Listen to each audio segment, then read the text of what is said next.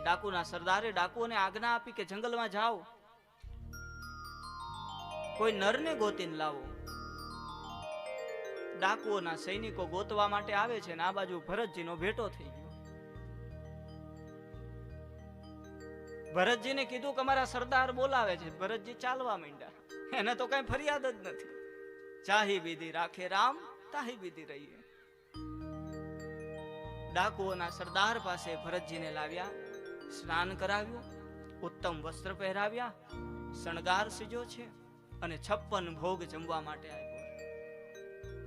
ભરતજી કે મારા રામની કૃપા, કેટલાય દીથી કઈ પ્રસાદ મળ્યો નહોતો, એની ઈચ્છા હશે, પ્રેમથી જમે છે. ભલા ડાકુઓ વિચાર કરે કે આ કેવો માણસ, ઘડીક રહીને આની બલી ચડાવવાની છે અને આનંદથી ભોજન કરે છે.